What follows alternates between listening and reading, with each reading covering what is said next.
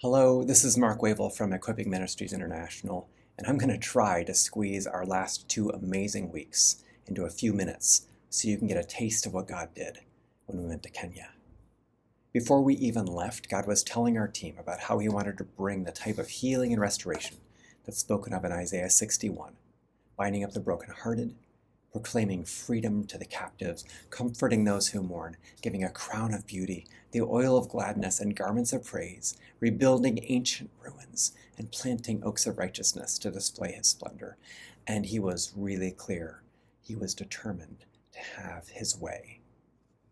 A traveling team of 17 people from 3 nations converged in Nairobi on June 17th. And God knit the team together very quickly, even across the continents and generations, into a community. The safari experience before the classes began was a spectacular display of God's creativity and a special bonding moment for the team. Then we met a local team of 8 who have been training for over a year to facilitate and had been inviting pastors and ministry leaders. The team spread out to visit many different churches in Nairobi on Sunday morning, sharing sermons and testimonies and songs. And then, on Monday, 35 pastors and ministry leaders who lead thousands of believers in Kenya, Tanzania, Uganda, and Ethiopia gathered in Nairobi, some traveling 2 days by bus to be there. We taught our core 3 courses. They were moved by the relational listening skills and challenged by new and healthy approaches to conflict, with many saying that it changed how they minister to others and relate to their family members. By the time we reached Renewing Your Mind, the last class, they were vulnerably sharing with each other and asking for God to bring His healing to deep hurts, lies, and pain. Now, we were expecting some cultural challenges to vulnerability, but we were surprised that there was little resistance from the leaders. Instead, they had hunger. God prepared the way. He was determined to fulfill Isaiah 61, meeting each of them where they were and bringing His perspective.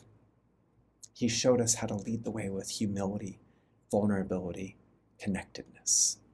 Now, there are many stories that I wish I could tell you, but just want to give you a taste of 2 of them.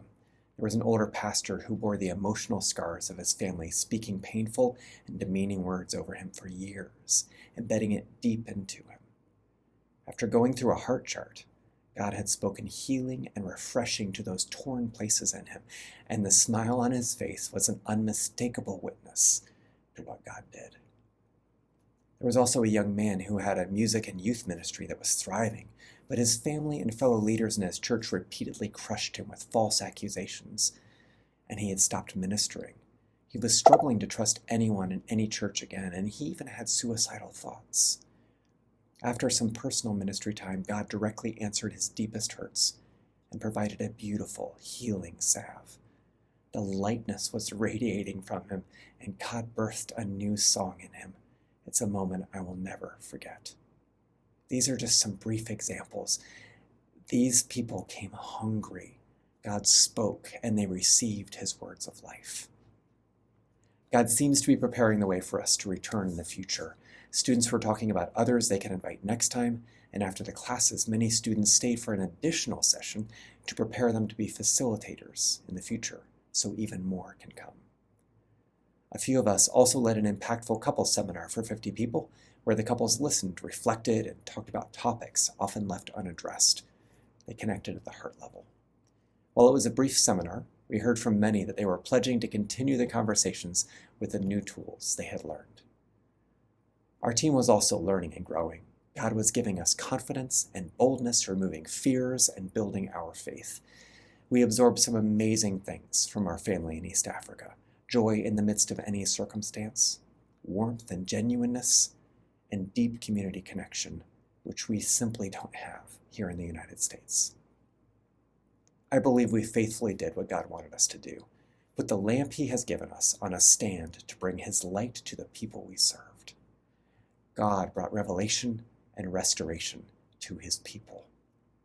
Thank you for your critical prayers and support. You have had an impact in East Africa that will reverberate through the generations. Things are already better. Things are already better. When the Lord is Things already better. Things already better.